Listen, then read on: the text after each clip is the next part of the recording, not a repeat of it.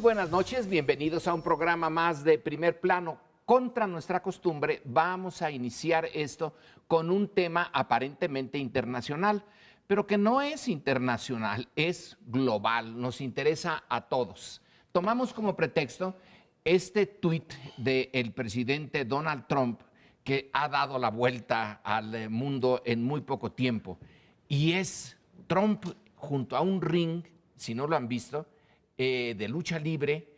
El árbitro está tirado, alguien lo descontó, y entonces Trump se lanza contra otro personaje afuera del ring, y este personaje es derribado por Trump y golpeado sin piedad, y el rostro de ese personaje es CNN, esta cadena norteamericana de noticias, que lo que nos dice el presidente de Estados Unidos es muy raro ver este tipo de mensajes, un presidente en funciones golpeando simbólicamente, desde luego, a la prensa.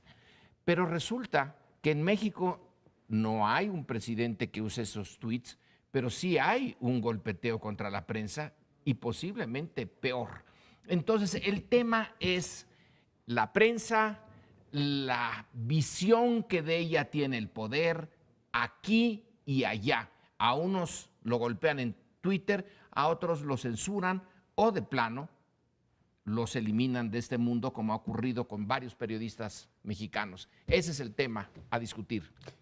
¿No será, Lorenzo, que estamos viendo la mexicanización del mundo? Es decir, México ya no solo exporta aguacates o cocaína o heroína, sino que también está exportando usos y costumbres. Uno de ellos es golpear a los periodistas de múltiples maneras, porque los poderosos de México, o sea, desde los Pinos, que tienen sus listas negras, hasta otras dependencias de gobierno que nos espían, o en el caso de gobiernos como el de Javier Duarte en Veracruz, que toleran o auspician asesinatos. Esto viene a cuento porque en Estados Unidos, en alguna ocasión me comentaba alguien cómo algunos bancos de Estados Unidos están empezando a utilizar las prácticas tan habituales en México para, pues, ¿cómo será? Para obtener más recursos de sus clientes, el cobro de cuotas elevadas, en fin. Porque México es un laboratorio de métodos para aplastar a los que piensan diferente y esquilmar a todo aquel ciudadano que se deje. Yo no quisiera quitarle méritos, por supuesto, a la tradición nacional de meterse con la prensa, pero creo que sí estamos ante un animal diferente. O sea, este personaje, animal no implico nada despectivo, es decir, hablo de otro, digamos, otra especie, ¿no? Animal político. Al tipo, o sea, estilo en griego. este caso, digo, agrega a todo lo que ustedes han dicho la parte patética, ¿no? O sea, si verdaderamente nuestro auditorio no ha visto el video, lo tiene que ver. Que digan que el presidente de los Estados Unidos hace esa patochada. Y se preguntaba John Carlin, ¿ha habido algún líder más patético en la historia de la humanidad? Y él se remonta a Nerón o a Calígula, ¿no? Es decir, que alguien con ese poder hiciera semejantes, digamos, bufonadas. La verdad es que aquí, pues, tienen otros estilos de mandar, espían, hacen cosas terribles, pero esa parte de pelearse contra una o sea, visiblemente en un sketch es patético. Lo otro, hace pocos días se peleó directamente con este señor Abresinski y con otro, su coconductor, metiéndose con ellos, diciendo que eran de poco entendimiento. Lo cual te habla efectivamente de un estilo que en México no se ha dado, ¿no? Usualmente el político no se pelea con los medios, manda mensajes subrepticios. Es decir, son, creo yo, dos cosas diferentes. Las dos son particularmente inquietantes. En el caso de los Estados Unidos, pues mucha gente se pregunta si efectivamente eso da resultado. Si la gente le aplaude a Donald Trump y dice, ay, mira qué señor tan ingenioso y popular, lo cual sería particularmente perturbador, que en vez de recibir una reprobación sonora por su electorado diciendo que hace el presidente, al rato va a ser luchas del lodo, ¿no? Solo le falta eso, y además en tanga, y que eso se lo celebren también. Es decir, es una situación particularmente preocupante, porque lo que está en juego es la integridad del debate democrático en los Estados Unidos. Ha quedado demostrado que, a pesar del peso que tienen las redes sociales, la la televisión, y particularmente por cable, sigue siendo en los Estados Unidos el espacio donde más se informa a la gente. Por tanto, la confrontación directa del presidente con ellos sí es un mensaje a todo el planeta, en este caso con un carácter profundamente bufonesco. Yo coincido con Leonardo en que son dos estilos distintos de abordar la libertad de prensa o de tratarse de meter con una televisora o un medio escrito que no está acorde o que no te apoya, que no está acorde con tus ideas. En el caso de Estados Unidos son las cosas mucho más claras, ¿no? Porque si te vas a la televisión por cable, que es la que más se ve, lo que tú te encuentras es un CNN muy liberal y un Fox News que es absolutamente trumpista, ¿sí? Y te la pasas si ve uno los noticieros de todo el día, porque es una cadena únicamente de noticias, pues lo único que ves es un ataque a los demócratas y ensalzar todo el tiempo al señor Trump, también con fake news. Incluso en este video que nos relata con toda precisión Lorenzo, en vez de poner CNN, ponen FNN, que quiere decir fake news, ¿no? En vez de CNN, es FNN, ¿no? Y pone que para remarcar que CNN está dando noticias falsas. Ahora, esta claridad, digamos, ideológica de las cadenas de televisión, a mí no me gusta, pero pues es agradecible porque tú ya sabes con quién te estás metiendo. Aquí la prensa y las televisoras juegan a veces con los personajes, a veces con otros, a veces son más progubernamentales, a veces le pegan por la reforma fiscal, etcétera. Entonces, son terrenos más, me parece, movedizos. Las dos prácticas, insisto, reprobables. A Sergio, yo creo que por pudor, se le olvida otra de los gobernadores cuando hablaste, que es el embate, por ejemplo, del exgobernador Humberto Moreira en contra del propio Sergio Aguayo, que sí está encontrando yo diría los políticos en general, no lo quiero centrar en el gobierno de Peña Nieto, ha ocurrido en otros sexenios, ocurre con gobernadores de todos los colores, particularmente en los estados de la República, y recordarle a nuestro auditorio que hoy por hoy llevamos, si no me falla la memoria, pero tú eres más bueno con esto, Sergio, llevamos 78 periodistas asesinados, ¿no? Entonces, es una forma extrema de acallar, que es el asesinato, que no sabemos, nunca sabemos bien a bien quién fue, porque no necesariamente fue el gobierno local, mucho menos el federal, pero vaya, nunca sabemos quién fue, hasta diferentes maneras, que abordaremos en otros momentos también de este primer plano, de intimidar a los periodistas o simplemente de comprar incluso las páginas. Hay que recordar que en este país la prensa y la televisión, sobre todo la prensa, vive de los anuncios gubernamentales, que eso pues te resta independencia y...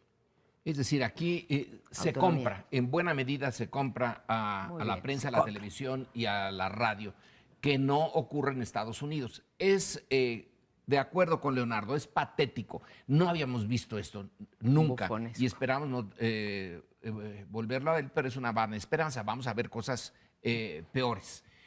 Sin embargo, como dices, María Amparo, es obvio. Aquí están, cada quien sabe dónde está. Y el grueso de los ciudadanos que apoyan a Trump en Estados Unidos están de acuerdo con esto. No les incomoda ver a su presidente como luchador, sino que al contrario, les gusta. ¿Por qué les gusta? Porque durante mucho tiempo esta parte del electorado norteamericano que ahora apoya a Trump se sintió marginada, despreciada, vilipendiada incluso cuando la candidata demócrata en la pasada elección de Estados Unidos dijo que ella entendía a los que apoyaban a Trump. La mitad, en fin, pues sí entendía ella, y la otra mitad eran una canasta de deplorables, que gentes que nomás ella no los entendía. Pero ahora resulta que esos deplorables son la masa dura, la masa fuerte de Trump. Y Trump es un peligro no solamente para Estados Unidos, sino para nosotros. Así que sí nos importa muchísimo la forma como está manejándose políticamente Trump, y no le está costando nada. Aquí en México los presidentes, los gobernadores, todos son muy diferentes, libertad de prensa, cómo no, su discurso, jamás se prestarían a una bufonada de esta especie, y sin embargo son durísimos. En Estados Unidos, y con esto concluyo, se dice, bueno, esto puede llevar a violencia contra la prensa. Si el presidente le da de trancazos y lo tira al suelo, pues otros lo podrán hacer. En México, la violencia contra la prensa es algo ya cotidiano. Ya. Yo creo que cuando se pierden los estilos, determinados valores, o sea, finalmente estamos hablando del presidente de los Estados Unidos y encarna pues no solo la unidad nacional, sino otras muchas funciones y es, bueno, dejó de ser hace un buen rato el líder del mundo libre y uno dice, oiga, haciendo esos espectáculos. Yo creo, siguiendo a varios autores, que cuando se pierde esa forma de conducirse, digo, creo que la forma es fondo en muchos sentidos, también hay un autor holandés ahora muy influyente que lo está sugiriendo, tú le abres la puerta al fascismo. Estos desplantes patanescos de Trump recuerdan a los que han leído los desplantes patanescos de Benito Mussolini, ¿no? Llamando ahí a todo mundo en la plaza a decir que venga Dios y me destruya a mí si se atreve. Y entonces ya todo el mundo le aplaudía con estos temas. El mismo, o sea, estos desplantes de una clase profundamente dolida, como tú decías, la canasta de los deplorables, te van abriendo un paso al fascismo cada vez más duro, de una derecha que se siente cada vez más libre de decir claro, y ese señor habla claro y tiene, porque lo que se merece esa prensa libre es eso, palos. Y sí creo que hay que ver con enorme preocupación la parte profundamente, digamos, el tema semántico de esta lucha. Solo falta que el próximo sketch sea Donald Trump peleándose contra los del G20, ¿no? O sea, el santo contra las momias de Guanajuato, enfrentando a todos los demás países del mundo, diciendo, vienen con sus mentiras del cambio climático y todo lo demás, yo los voy a poner en orden. Voy a hacer una referencia histórica para ubicar este debate, porque lo que estamos viendo empezó en los años 60. La contracultura, la rebelión de los jóvenes de los años 60 llevó al surgimiento del neoconservadurismo en los años 70 hacia la victoria de Reagan en el 79-80. Lo menciono porque es una derecha profundamente resentida con el pensamiento crítico. Leía el día de ayer unos discursos que pronunció Trump y el presidente de la Asociación Nacional del Rifle, poderosísima, en abril de este año. Ahí Trump, por supuesto, habló del muro con México, en fin, nos volvió a culpar, pero el discurso de Wayne Lapierre, que es el vocero de esa poderosísima organización de derecha, es inquietante porque él dice con toda claridad que los enemigos de Trump y de ellos es la izquierda intelectual y los medios de comunicación que deben ser atacados de manera deliberada. En otras palabras, a lo que voy es que lo que Trump está diciendo refleja el sentir de una parte de la población estadounidense, y lo que estamos viendo en Estados Unidos, por tanto, es un choque monumental entre dos formas de ver el mundo, cuyo desenlace va a ser determinante no para todo el mundo, porque tampoco exageremos, ya vimos cómo Francia, Holanda rechazaron unas posiciones de extrema derecha, pero sí nos va a afectar directamente a nosotros, porque México es visto como uno de los enemigos de este grupo ideológico del cual forma parte Trump.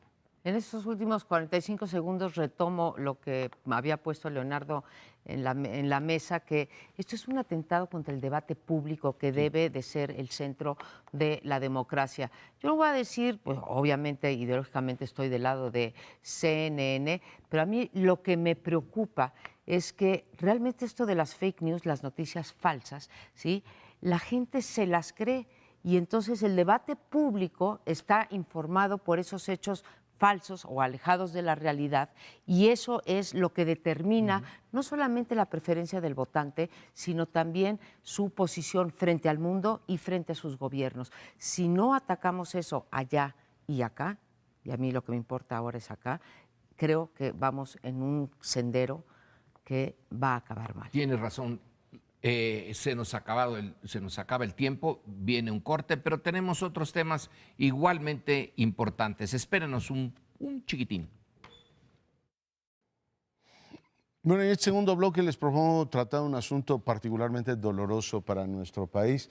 Hay toda una discusión sobre el número de homicidios, si es o no una cuestión comparable con otros países, o si en los últimos días se ha abusado. El propio Trump utilizó un argumento, esto de que éramos el segundo país más violento del mundo después de Siria, para explicar el tema del muro, que para él el muro significa como negar la realidad mexicana, ¿no? Es decir, ustedes no existen. Pero regreso al asunto que tiene una, digamos, amargura enorme para México, porque en los últimos días son de naturaleza diferente. Aclaro los fenómenos, pero en los últimos días los medios han venido reportando los ataques terroristas de ISIS en Europa y te dicen, hubo 6 muertos en Londres o hubo 7 muertos por aquí, por allá.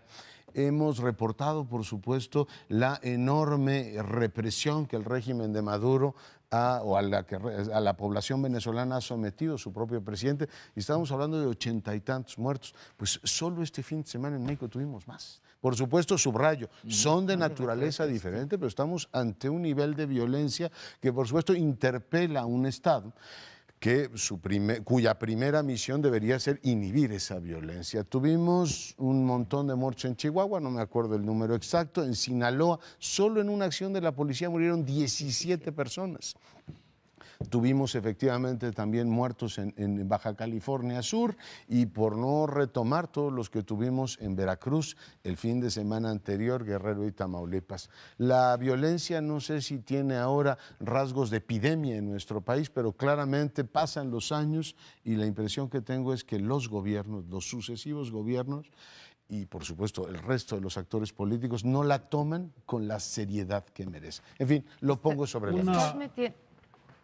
Estás metiendo lo que ocurrió en este fin de semana en 4 estados de la República, pero acaban de salir también las cifras del Sistema Nacional de Seguridad Pública, que son las cifras oficiales. Y cuando digo que son las cifras oficiales, no digo que mientan, simplemente digo que estas están conformadas por lo que las procuradurías de los estados, ¿sí? Y ahí sí hay una gran interrogante, le reportan al sistema. Entonces, ahí es probable que haya un subreporte de lo que está ocurriendo.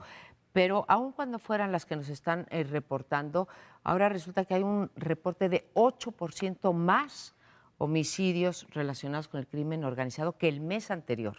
Eso quiere decir que en este sexenio llevamos cerca de 50,000 muertos relacionados con, no estoy hablando de homicidios dolosos, de crímenes relacionados con el crimen organizado, ¿sí? Con los cárteles de la droga, etcétera.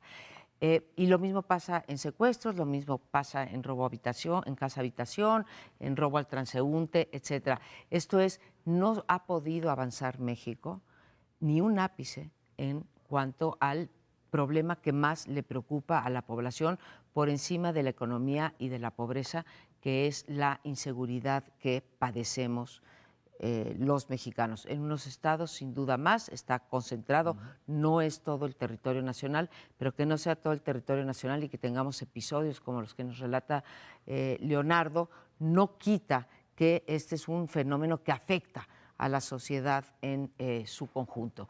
Y estamos ya a punto del cierre del sexenio, un sexenio que fue, o un gobierno que fue particularmente crítico con el tratamiento de la guerra contra el crimen organizado del sexenio anterior, o sea, de Felipe Calderón, con buenas razones, pero que no ha acertado a dar no solamente una solución, ni siquiera un camino alternativo para digamos, disminuir los índices de violencia en este país.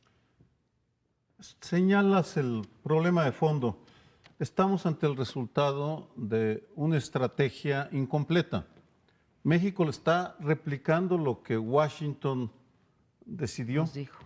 lo quería, es decir, a descabezar los carteles sin tener una política integral acorde con las circunstancias. Recapitulemos.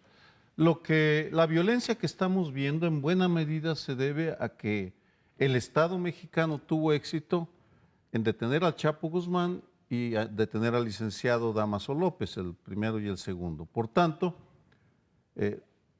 uno ya deportado, el Chapo Guzmán, al ausentarse los jefes, estamos viendo la disputa por el poder entre los hijos del Chapo y el Minilic, que es el hijo del licenciado Dámaso, el que le ayudó a escaparse del penal de Puente Grande, por cierto.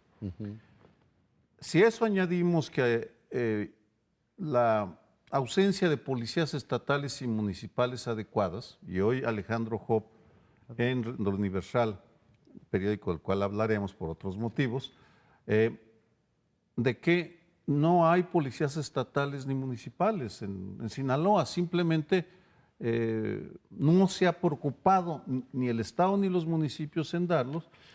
Lo que estamos viendo es que no solo la consecuencia, vemos más violencia, sino algo más preocupante. El cartel de Sinaloa, con todos sus defectos, se había mantenido exclusivamente en la producción y el tráfico de drogas.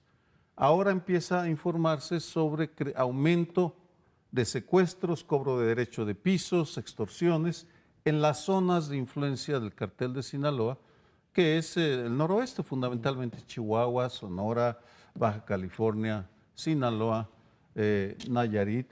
Por tanto, regreso al punto de partida, estamos ante una estrategia incompleta y se niega el presidente y su equipo a reconocerlo. Es un asunto que no discuten, siguen ciegamente los dictados que elaboró Washington hace 1969, que a ellos les funcionaron y a nosotros no. Les funcionó en Colombia, ¿no? Y sí, hasta cierto punto, hasta cierto punto. porque ahí ya se vio, fue laboratorio, van a descabezar a los grandes y luego salen lo que entonces llamaron carteles boutique, que cada uno de ellos se especializaba en algún tipo de droga. No disminuyó la producción, no ha disminuido la producción de drogas en Colombia. Esto se une también a algo que ya hemos discutido en esa mesa, pero que a mí me sigue pareciendo importante. Lo del espionaje. Se supone que estos instrumentos sofisticadísimos para saber dónde se mueven los criminales y cómo rastrearlos, que nos costaron mucho dinero, porque es dinero de nuestros impuestos, debieron de haber tenido algún efecto en la lucha contra el crimen organizado. No han tenido ninguno por las cifras. Estas cifras del fin de semana fueron 17 en un solo encuentro en Sinaloa, donde se dice, pero es que ya no es un encuentro entre policías y narcotraficantes, puesto que las policías locales son parte del mundo de los narcotraficantes, es entre uno y otro. Luego hay 2 muertos más, son 19. En Chihuahua, en promedio, en los 3 días fueron 16 o 17 diarios. En Chihuahua, tenemos ahí en Chihuahua un gobernador, Javier Corral, del cual todavía yo tengo muchas esperanzas. Es distinto del anterior, de Duarte, pero está arraigado ya el problema y ese es el punto, cómo desarraigarlo, porque va a costar mucho tiempo. ¿A dónde se van a ir los que ahora viven de ese crimen organizado? ¿Tienen alguna salida? No tienen ninguna. Entonces, una vez que echa raíces esto, son generaciones para desarraigarlo. Ya a estas alturas, dice María Amparo, este sexenio ya se nos fue. Ya no van a hacer nada. Ya es muy tarde para hacer algo en relación al cambio de estrategia. Lo van a administrar lo mismo que hoy está sucediendo, lo van a administrar en los tiempos que vienen. Pero cambio, ¿esperaremos hasta el siguiente sexenio? Yo creo que estamos ante un drama nacional por 2 razones que las pongo, digamos, de manera telegráfica. En teoría, la lógica de los americanos y la lógica que se siguió en Colombia es tú decapitas una organización criminal que es más o menos del mismo tamaño, que tiene las mismas capacidades del Estado, y una vez que la decapitas, tú te fortaleces, creces, y después estás en condiciones de efectivamente arbitrar, porque el crimen organizado existe en Estados Unidos, en Italia, en todas partes. El tema es que las capacidades del Estado para inhibir violencia y administrarlo son diferentes. Aquí tienes un Estado enano y tienes estos cárteles que se reproducen como medusas y efectivamente te vuelven a crecer y te vuelven a poner en jaque, y dices, oiga, pues ya decapitó usted al grande y resulta que los chiquitos también lo ponen en jaque. Y lo segundo es, no hay estrategia, compañeros, que funciona cuando está basada en un supuesto falaz. O sea, la estrategia actual era, vamos a coordinarnos con las entidades federativas y va a haber buen resultado. Ya hablabas tú de lo que escribe Alejandro Ope hoy sobre el caso de Sinaloa. Podría citarles 28 más, no, pero el gran tema nos diría alguien de fuera, pues si no se dan cuenta que sus gobernadores son los que están todos metidos en el asunto. O sea, la enorme paradoja del Estado mexicano es que utiliza las capacidades de espionaje no para defendernos de los malos, sino para reproducirse él. Exacto. Y se coordina con una entidad a la cual tiene que perseguir. Hoy la Procuraduría General de la República pasa más tiempo persiguiendo gobernadores que capos mafiosos. O sea, deberíamos tener la Procuraduría normal y la que nos defiende de nuestros políticos. Cualquiera te diría, oiga, pues es más difícil ganar esa guerra que ganarle a Alemania en las confederaciones. O sea, no hay manera de avanzar con un Estado. Veo una así. suerte de contradicción en lo que dices, porque ¿Por qué? dices que la PGR pasa más tiempo persiguiendo Ahora a está investigando al de Nayarit. a los gobernadores que a los capos, sí. Pero bueno, pues si somos congruentes con lo que estamos diciendo, es lo mismo, porque están ligados con el narco. Entonces pasa el tiempo suficiente persiguiendo a esos delincuentes que, bueno, se ha probado en muchos puedo casos. decir una Sí, cosa, claro. en la mente de nuestros gobernantes hay como corrupción kosher. Dicen, estos nada más roban, estos no son tan peligrosos, no son narcos, lo cual es una perversión. Pero en el fondo tienes tu razón. Pero, digamos, pasa eso cuando estamos diciendo que buena parte de las autoridades ya están penetradas.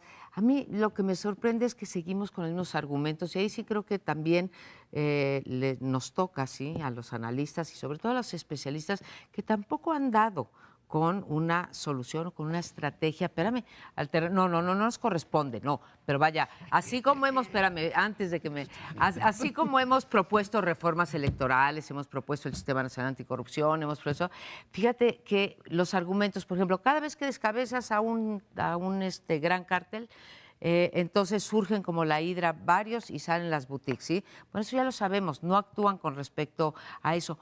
¿Qué hacer? El tráfico de armas. Vi el otro día una gráfica en donde como el tráfico de armas de Estados Unidos hacia México está perfectamente correlacionado con el incremento de la violencia. Tampoco lo hemos atacado. Entonces, para que no digas, no es que nos corresponden, es mucho menos en esta mesa, pero lo cierto es que no hay como en el caso de la marihuana, que mucha gente dice, vamos a legalizarla, ¿sí? Y no lo hacen. María Amparo, queda poco tiempo, pero hay propuestas. Lo que sucede Capacitar es que policías, perdóname, las propuestas existen, enumeraría docenas, no quieren escuchar. Calderón, voy a dar dos ejemplos que quedan. Calderón invitó a la comunidad a un diálogo público hasta agosto del 2010, 4 años después. Miguel Ángel Mancera niega que haya crimen organizado en la capital. ¿Qué diálogo puedes tener con quien se rehúsa a tener diálogo? Si no quieren escuchar razones, pues que escuchen a la DEA o que escuchen al embajador o embajadora de Estados Unidos. A ellos sí les hacen caso. Sí. A los mexicanos no. Nos tenemos que ir, pero sí, yo creo que hay diagnósticos, hay mediciones, hay todo. Pero si no quieren hacerlo, pues no hay manera. Hacemos una breve pausa, regresamos en un instante. Bueno, ya hace rato hablábamos de las capacidades del Estado y recuerdo hoy un artículo que escribió Jacqueline Pechard donde dice cómo somos capaces de construir capacidades institucionales, buenas capacidades institucionales, pero no tardamos, no acabamos de construirlas cuando ya estamos tratando de destruirlas o de minarlas, en fin. Y quiero tratar en particular el caso del Sistema Nacional Anticorrupción, que tiene que echarse a andar el próximo 18 de julio. Todavía los estados se tienen que apurar porque hay más de la mitad de los estados que todavía no lo tienen, ni siquiera tienen las leyes aprobadas. Pero me quiero referir a la federación en particular. Falta una silla, que es la del fiscal anticorrupción, y falta nombrar a los 3 magistrados del Tribunal Administrativo, que serán los encargados de prevenir y sancionar, denunciar y sancionar los actos de corrupción que no son faltas graves, digamos, que caen dentro de las faltas administrativas, no delitos que persigue la PGR. Bueno, pues en este contexto y que estábamos, a pesar del escepticismo de la población de que esto no va a funcionar, esta institución, pues creo que ese 64% me voy a agregar yo de que creo que no va a funcionar y les quiero platicar al público por qué. Este último fin de semana, jueves, viernes y sábado, en el periódico Universal viene una verdadera andanada en contra de dos piezas centrales, ¿sí?, del Sistema Nacional Anticorrupción, y curiosamente son las únicas que representan o que son de participación ciudadana, para no decir que representan, son de participación ciudadana.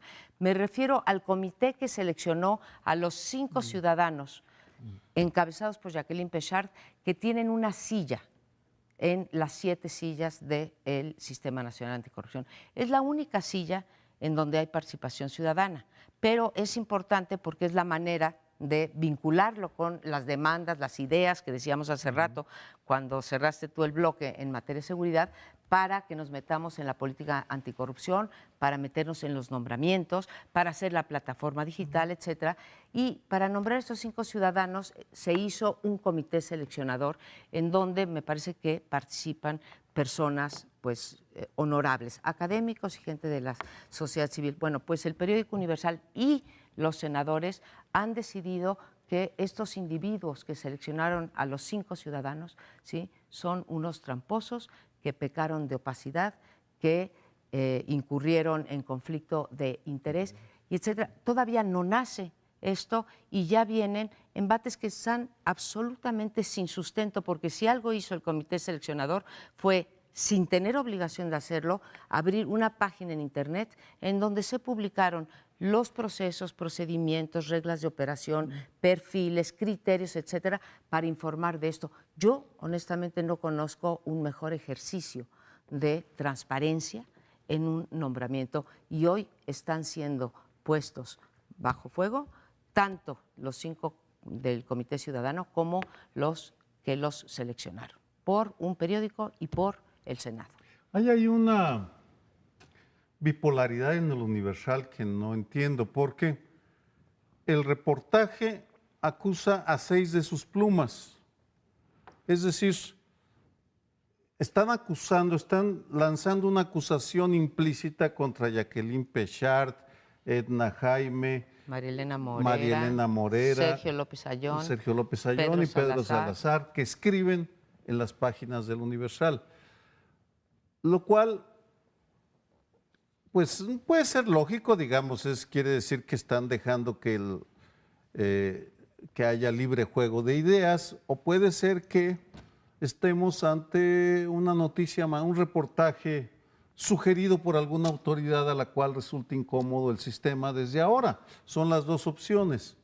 Hoy vi algo saludable, aunque todavía muy tibia, el texto de Edna Jaime, sí, en el cual empieza a responder, pero todavía no es una respuesta frontal, como yo creo que se merece el reportaje, decir, oiga, ¿qué les pasa?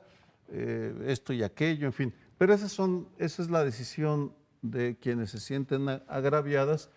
En todo caso, me sumo, en lo que cabe, toda mi solidaridad y toda mi confianza para las vilipendiadas en el reportaje las y los vilipendiados en el reportaje del Universal. Creo que hicieron un buen trabajo, muy difícil, y que si de algo les sirve, pues estamos ahí con ustedes. El tema de la corrupción. Hacia el futuro hay temas casi intratables. Se está destruyendo el empleo, se están reduciendo las posibilidades de empleo, se está poniendo a los jóvenes en una situación casi imposible para dentro de 10, 20, 30 años. Hay una destrucción sistemática de la naturaleza. Hay tantas cosas que para un país como México es casi imposible incidir, porque esto lo toman las grandes potencias, Estados Unidos, China, la Europa Occidental. Nosotros tenemos en algunos casos que quedarnos a expensas de otros, pero hay algo en que sí tenemos total 100% de responsabilidad y posibilidades de hacer, y es la corrupción. Ese sí es un problema que nos atañe, sí podemos hacer algo en contra. Quizá el cambio climático global, quizá la robotización de la producción nos rebasa. Pero la corrupción es nuestra. Es un área en que podemos hacer el 100% y no lo hacemos. Ahí está quizá el gran tema inmediato. Y estamos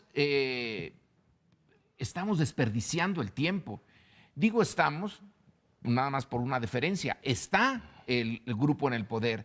Esta incapacidad de crear esa organización, llevamos años intentando crearla y no hemos podido. Y ahora que la estamos viendo ya nacer, nace bajo ataque ¿de quién?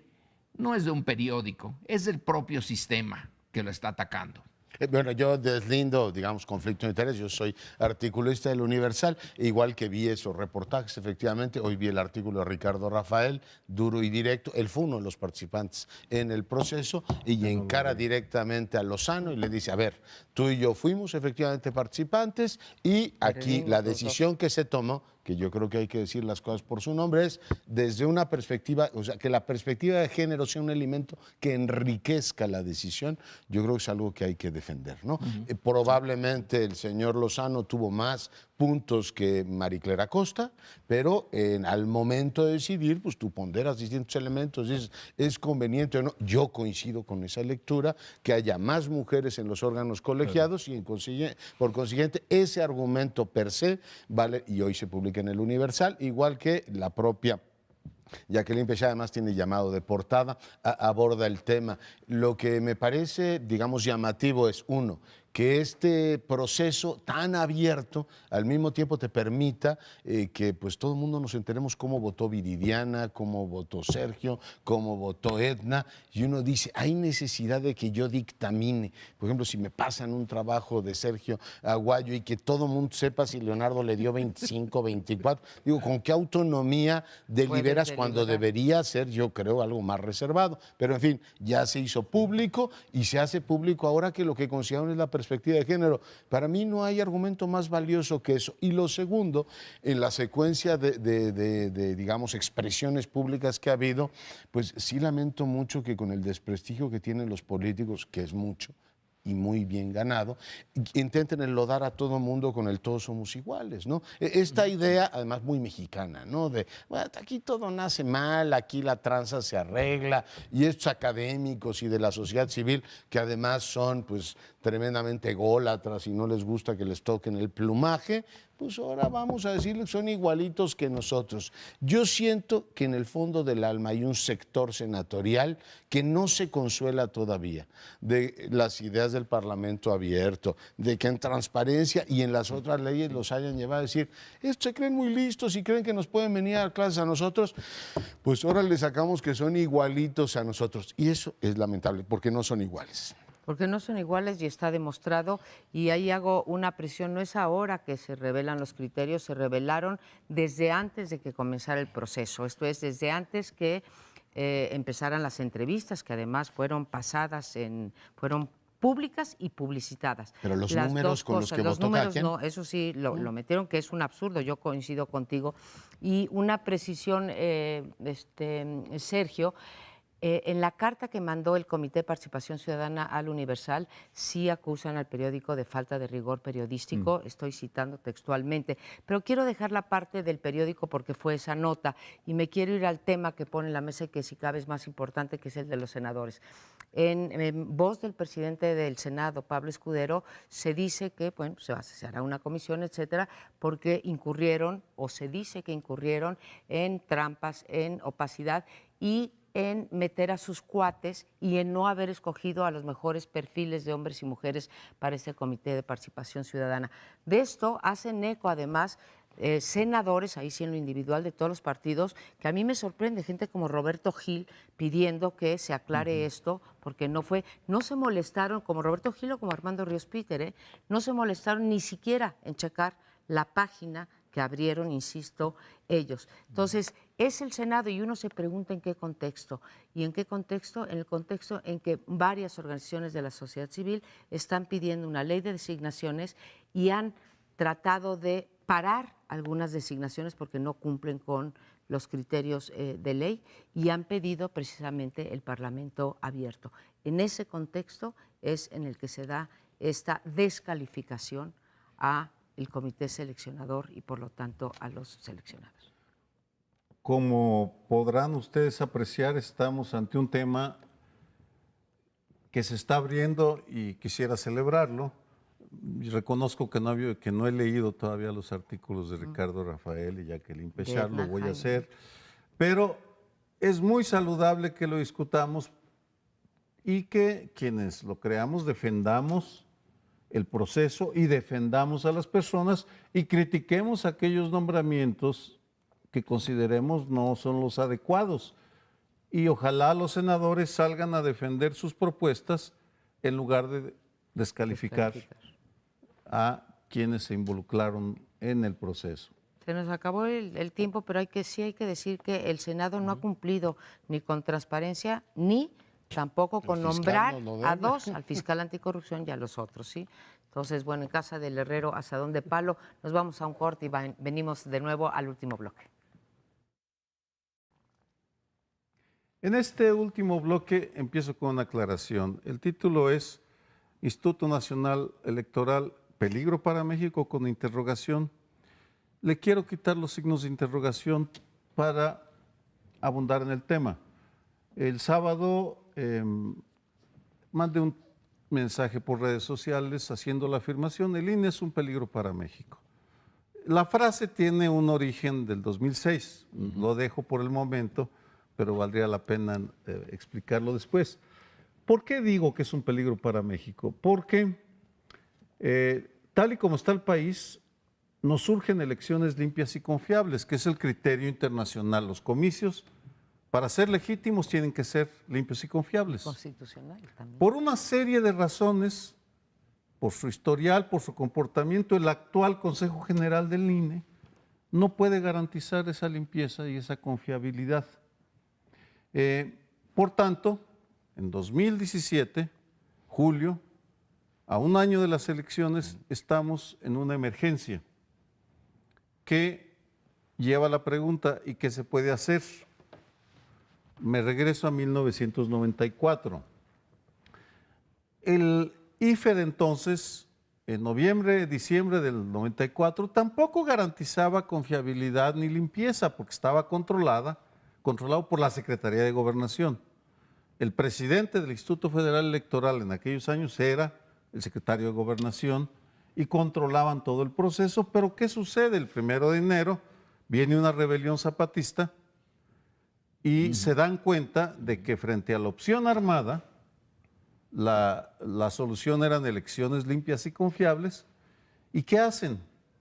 En 3 semanas, 4, 26 de enero, renuevan el Consejo General y nombran a un grupo que daba más certidumbre: Miguel Ángel Granados Chapa, José Agustín Ortiz Pinchetti, Santiago Krill, Ricardo Pozas, etcétera.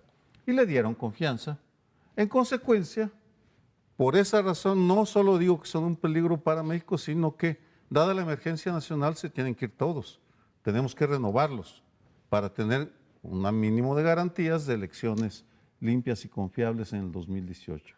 Sé que es polémico, pero... Muy polémico. Yo también le quito las interrogantes o se las dejo y digo no es un peligro para México. Creo que como ciudadanos, regresando al argumento de que creamos instituciones y luego las echamos a perder, creo que particularmente en estos momentos en que la sociedad está muy polarizada y los políticos muy cuestionadas, a mí, si me preguntaran cuál sería tu estrategia, sería fortalecer a la Instituto Nacional Electoral. Creo que nos hace falta. Me parece que han cometido errores que son criticables en algunos órdenes de fiscalización de una serie de decisiones que han tomado, pero en términos generales ni estaría por descabezar o desmembrar, porque tú ya no dices descabezar, no, renovar. Pero quitando a todos, ¿no? Y nombrando a nuevos. Han perdido credibilidad, sí, las encuestas te lo demuestran, pero eso ya ha ocurrido en otras ocasiones y esto atenta contra la autonomía de un órgano autónomo. o que tiene autonomía constitucional, para que no me veas Autónomo. así. Como ciudadana yo estaría por fortalecer al Instituto Nacional y reconocer también que muchas de las decisiones que ha tomado el Instituto Nacional Electoral han sido producto de las que no nos gustan, ha sido producto de las sentencias del tribunal, que de ese no estamos hablando, de la autonomía del Tribunal Electoral, pero también ahí hay tela de dónde cortar. Y segundo, de una ley electoral que les manda una serie de facultades sin ningún respaldo normativo y sin ninguna posibilidad de hacerlo.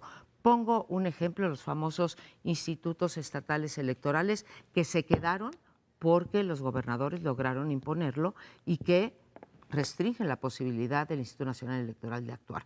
Así que tenemos una legislación defectuosa, tenemos a un conjunto de personas en México que no quieren jugar con ese árbitro, que cada vez que toma una decisión ese árbitro que no les parece, entonces dicen árbitros vendidos, pero cuando toman una que sí, entonces sí son autónomos. Así que yo no jugaría con fuego, Sergio, y estaría más bien por elevarles el nivel de exigencia y por abrir un debate público sobre cómo fortalecemos al INE de cara al 2018. Yo coincido contigo. Yo creo que por ahí habría que trazar, entiendo lo polémico, y resulta sugerente que además abras fuego de esa manera cuando la semana pasada publicó que hizo una encuesta sobre la desconfianza que genera el INE, pero el tribunal. Yo quisiera retomar el tema de la judicatura. Cuando te flaquean las instituciones, las autónomas o las del gobierno, en teoría, o sea, la teoría clásica dice, los jueces te deberían efectivamente dar certidumbre. Y aquí el tribunal nos ha fallado una y otra vez. En vez de dar certidumbre, te la va quitando. Aprovecho nada más para mandar una nota a pie de página. Buena parte del lío que traemos con el debate de los juicios orales se debe a que los señores jueces no están haciendo su papel.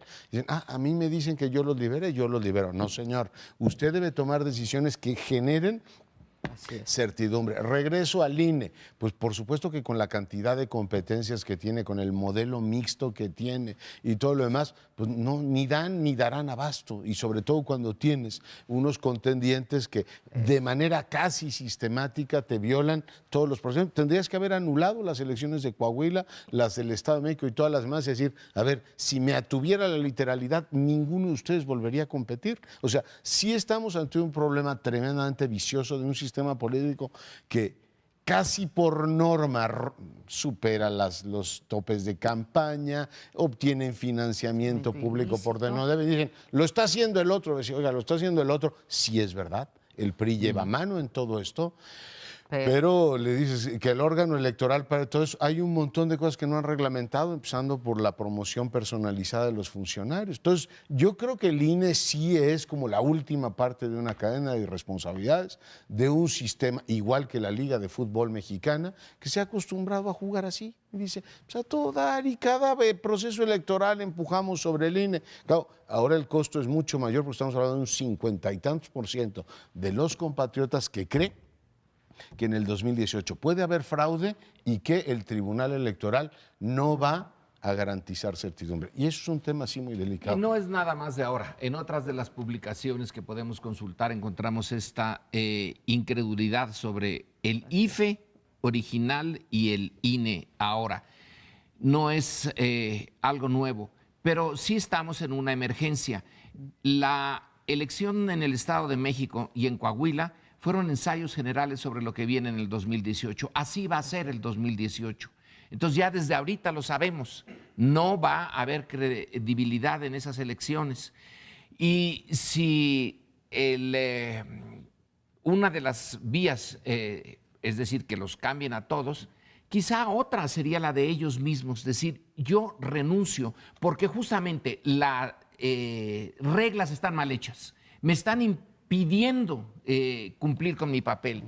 Y yo, fulano de tal, tengo una dignidad de tal naturaleza que no juego con ustedes. Sí, el sueldo es bueno, ni duda, es muy bueno, pero entonces voy a ponerlos en un límite a todo el sistema diciendo renuncio porque estas reglas no son las que deben de aplicarse en el 2018. Y el 2018 es fundamental. Ya hemos perdido muchísimo tiempo Y es muy crítica la situación como para volver a seguir jugando con esas reglas. Entonces ahí sí hay una responsabilidad individual. Seguiremos hablando, seguiremos tocando el tema. Me centro en el tema de la emergencia. Y yo coincido en el argumento de que lo que vimos este año en Coahuila y el Estado de México es lo que veremos en el 2018. Un gobierno federal lanzado a comprar el voto, lo que me lleva al tema de un asunto que no quiere reconocer el INE. Hay una negación en el INE. No, permíteme. Sí, sí. Porque de hecho, el INE, si tú ves sus discursos, lo he hecho, ellos hablan de una de las 3 elecciones que hay. Ellos hablan de la elección moderna, en la cual sí, los votos no solo se instalan bien las casillas, sino que están muy bien capacitados los funcionarios, uno va a votar, los votos son contados, todo es perfecto. Pero hay otras 2 elecciones que jamás hablan. La elección de los pobres, del México pobre, que es esa en la cual todos los partidos que pueden o todos los candidatos que consiguen dinero van a comprar votos o a ofrecer que van a regalar. Todos. Todos. Yo no estoy, estoy diciendo, va a haber una elección de Estado, Sí. pero, y ahí coincido con Leonardo, se han acostumbrado a esas reglas del juego.